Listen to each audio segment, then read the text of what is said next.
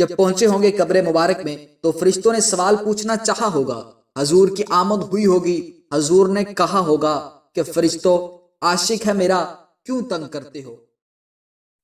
بادشاہوں نے ہمیں جھک کر سلامی دی ہے کیونکہ ہم نے محمد عربی کی غلامی کی ہے۔ ناموس رسالت اور ختم نبوت کے عظیم پہرے دار، سچے پکے عاشق رسول امیر المجاہدین علامہ خادم حسین رضوی نے خود تو بتایا ہی بتایا، ان کے جنازے نے بھی بتایا کہ انہیں جانا، انہیں مانا، نہ رکھا غیر سے کام، للہ الحمد میں دنیا سے مسلمان گیا۔ یہ دنیا دار لوگ کہتے ہیں کہ سائنٹسٹ اور انجینئر روز روز پیدا نہیں ہوتے، اور یہ تو بتاؤ ایسا عاشق بھی روز پیدا ہوتا ہے کیا؟ ایک حادثے میں آپ کے جسم کا نچلا حصہ مفلوج ہو گیا، اس وقت بھی آپ باوضو تھے، ٹانگیں مفلوج ہو گئیں، چلنا مشکل ہو گیا، ویل چیئر پر بیٹھ گئے، لیکن ناموس رسالت کا پہرا نہ چھوڑا۔ ہم دنیا دار لوگ بھی ریلیاں نکالتے ہیں، لیکن اپنی تنخواہ بڑھانے کے لیے۔ کوئی خادم حسین سے پوچھے، خادم حسین آپ نے ممتاز قادری کے لیے ریلی کیوں نکالی؟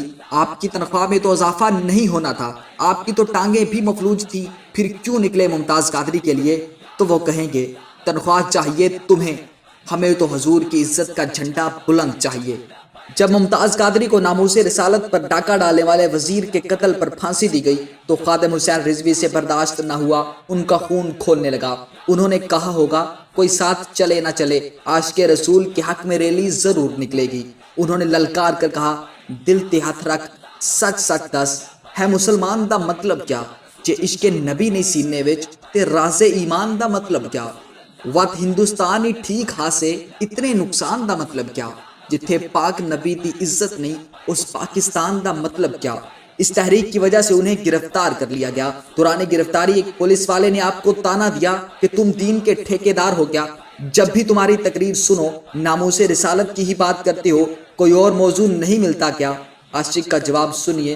خادم رضوی رحمۃ اللہ تعالی علیہ نے جواب میں فرمایا کہ نبی کے ٹھیکیدار تو صدیق اکبر بھی نہیں تھے، انہوں نے بھی فرمایا تھا کہ میرے پیچھے اسی وقت چلنا جب میں رسول اللہ صلی اللہ تعالی علیہ وآلہ وسلم کے پیچھے چلوں، لہٰذا میں نبی کا ٹھیکیدار تو نہیں، ہاں چوکیدار ضرور ہوں۔ کیا لگتا تھا لوگوں کو کہ تانوں سے عاشق رسول گھبرا جائے گا یا وہ اپنے مقصد سے ہٹ جائے گا؟ یہ کیسے ممکن تھا؟ کیونکہ ہم دنیا دار لوگوں کا گول کیا ہوتا ہے؟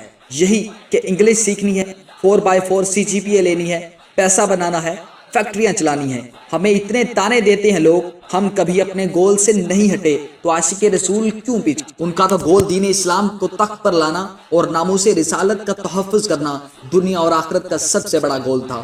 ٹانگیں مفلوج ہونے کے بعد خادم صاحب نے ایک بیان میں کہا کہ میرے لیے زمین پر بیٹھنا ناممکن ہو گیا ہے، 5 منٹ سے زیادہ بیٹھ جاؤں تو معاملہ برداشت سے باہر ہو جاتا ہے۔ پھر یہی عاشق رسول جیل میں زمین پر کئی دن بیٹھا رہا، جسم نے ایک بار بھی نہیں کہا کہ معاملہ برداشت سے باہر ہے، اور جسم یہ کہتا بھی کیسے؟ عشق بولنے دیتا تو جسم بولتا۔ پوچھنے والے پوچھتے ہیں نا کیوں دی گرفتاری؟ بھاگ جاتے، لیکن انہوں نے جواب میں کہا ہوگا قید میں جو گزری عمر وہ بڑے کام کی تھی، یا رسول اللہ میں کیا کرتا، زنجیر جو آپ کے نام کی تھی۔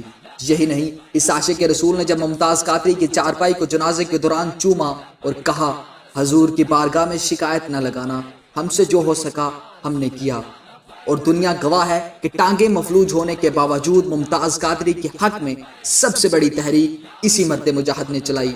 ممتاز قادری کی پھانسی کے بعد ناموس رسالت کے قانون پر وار ہوا تو انہوں نے فیض آباد دھرنے کا اعلان کیا۔ یہ معمولی دھرنا نہیں تھا، یہ جان کی بازی لگا دینے والا دھرنا تھا۔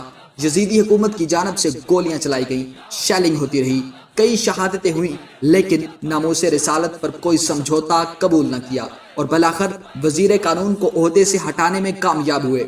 اس دوران ان کو بڑی آفرز ہوئیں، لیکن نہیں، وہ کہتے تھے میرے دامن طلب کو ہے انہی کے در سے نسبت، کسی اور در سے رشتہ کبھی تھا نہ ہے نہ ہوگا۔ یہی نہیں، فرانس میں ناموس رسالت پر ڈاکہ ڈالا گیا تو یہ عاشق اب بھی نکلا، قابل دید تحریک چلائی گئی اور فرانس کا مکمل بائیکاٹ کیا گیا۔ یہ کسی وزیر سے کیوں نہ ہوا؟ کیونکہ اگر گستاخی ناموس احمد کر چکے ہو تم تو اپنی زندگی سے قبل ہی مر چکے ہو تم۔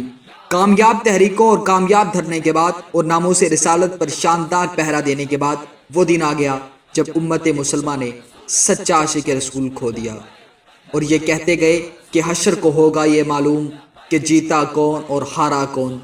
لیکن بات یہاں نہیں رکی، اب باری تھی دربار سرکار کی۔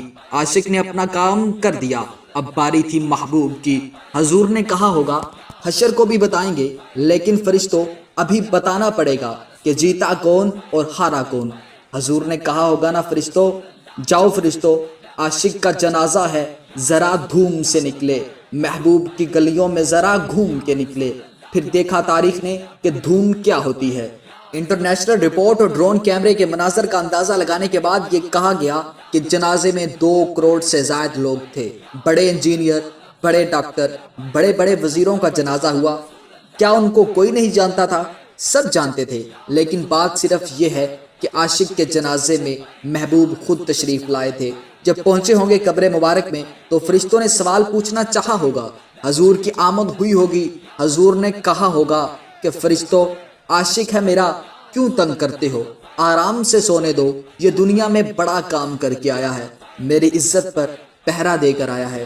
دعا ہے کہ اس عاشق رسول کے صدقے ہمیں بھی کچھ توفیق ملے، ہم اس دنیا کے 2 ٹکے کی شہرت کے بجائے ناموس رسالت پر پہرا دے سکیں اور اپنی جان قربان کر سکیں۔